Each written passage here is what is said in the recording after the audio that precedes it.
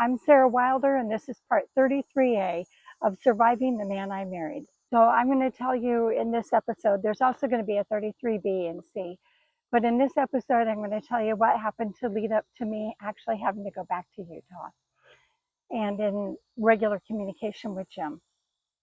So here's what precipitated the very, very worst 6 months of my entire life. The calm had ended and things were beginning to rumble beneath me. Three major things were rumbling.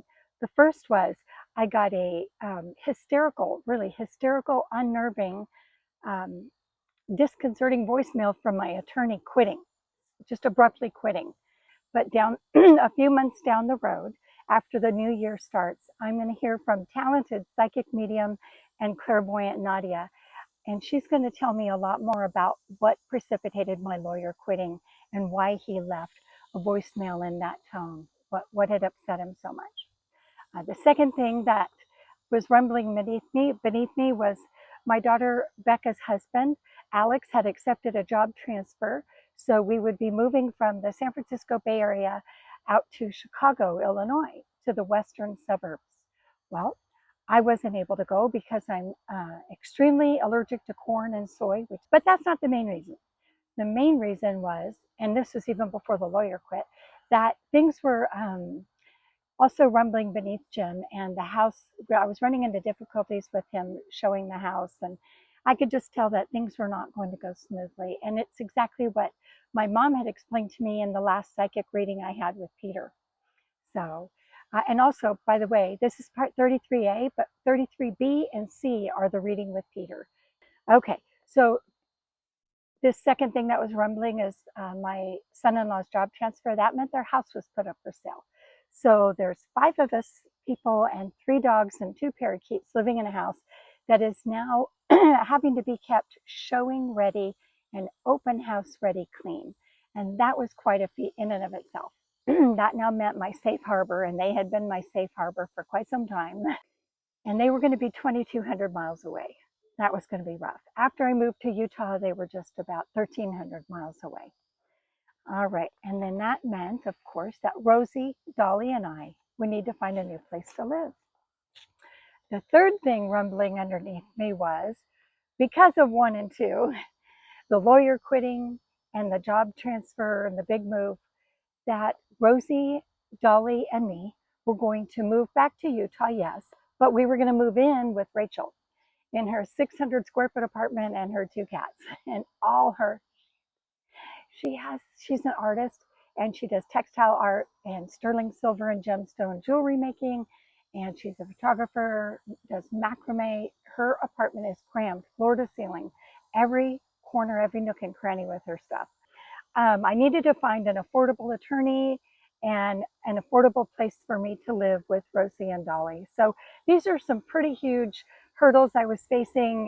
Like I said, I called it California Camelot because that's exactly what it was while it lasted. It was temporary, and it was great while it lasted. I don't know if you can hear me over these fucking cicadas, but this is my first time filming with them. They only come out in the summer, and they're crazy awful. Okay, I'm going to talk to you about my attorney's voicemail. I knew this attorney, his name was Ron, from my first divorce. In 2019, when I was just knee-jerk divorcing Jim after hearing some things after a few readings with Peter, and also some stuff that I caught him in and blah, blah, blah. Divorced him in 2019. Ron handled that, and he did a really great job, and everything went smoothly. It was very simple. And at that time, Jim wasn't as crazy as he was by 2022, the second divorce. But I was still shocked by Ron leaving me in the lurch. I'd paid him a $1,500 retainer. So despite Ron's profound confusion at me remarrying Jim after only 3 weeks of divorce, and I already said in earlier episodes why, it was a valid reason why, but it was unwise nonetheless. You have to go back about 40 videos. Okay, so Ron was willing to work with me and everything was going well. So naturally I was blindsided and confused. It was just also a huge departure. He was very calm. He was a petite, very clean cut, buttoned and zipped up, I's dotted, T's crossed kind of guy, very businesslike. Okay, so the psychic medium. In a matter of months, I learned from Nadia what happened to cause Ron's meltdown. I've already mentioned this, but I'm reading it to make sure I don't miss anything. Here's what happened, and you'll hear about it again in a little later. So Nadia told me that Jim had barged into Ron's attorney's office and proceeded to melt like 3 Mile Island in 1979. He had the divorce papers in his hand and he was proceeding to tear them into pieces while shrieking. And he, at Ron, and Jim threw them down onto Ron's desk. And I learned from Nadia that Jim also threatened Ron. He threatened him in person and in the mail. So an ominous letter was sent to Ron's personal home address, which Nadia told me Jim got from the head of Ron's law firm. That the head of Ron's law firm and Jim share a nefarious connection in whatever criminal underworld that they were involved in. Someone high up. Anyway, the news never got any better, it seemed, no matter who was channeling spirits. Anyway, okay, the second thing, Becca's move. So open houses. More often than not, these open houses, which were extended showings, usually 3 hours, they coincided with some kind of heat wave. And if you've ever been in the California Central Valley, because we were between the San Francisco East Bay area and the Central Valley. And anyway, it would get hot, anywhere up to like 110. So 5 people, 3 dogs, the parakeets were in the house. We covered them up with a blanket.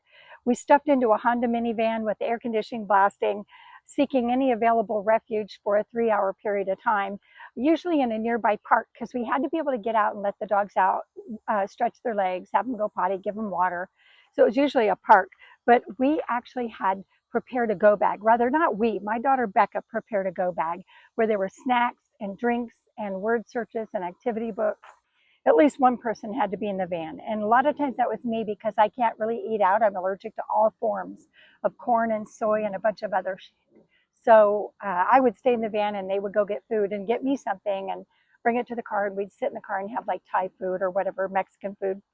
But we honestly, we excelled at making the best out of the very worst part of that process.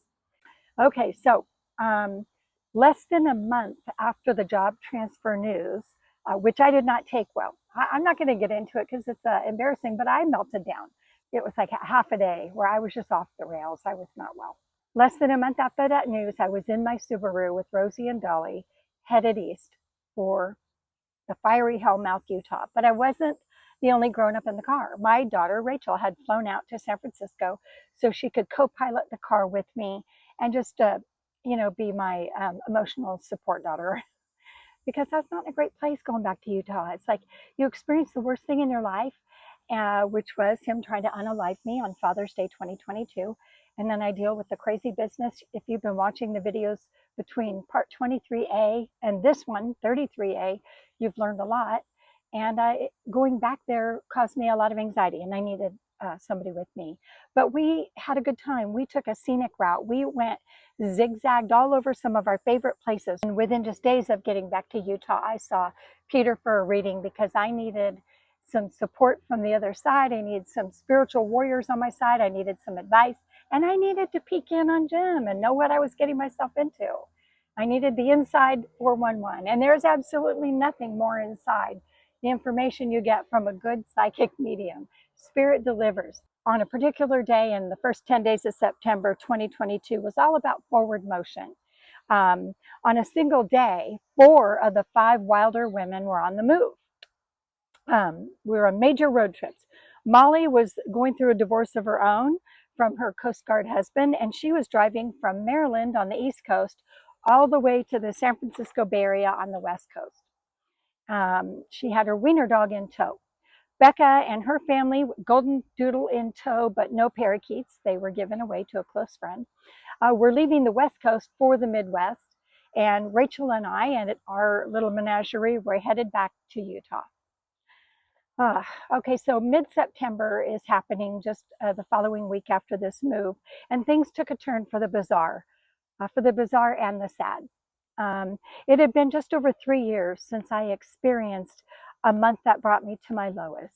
And if you watch the video, any of my videos that are from August 2019, you know what that lowest point was. If my videos teach you one striking thing.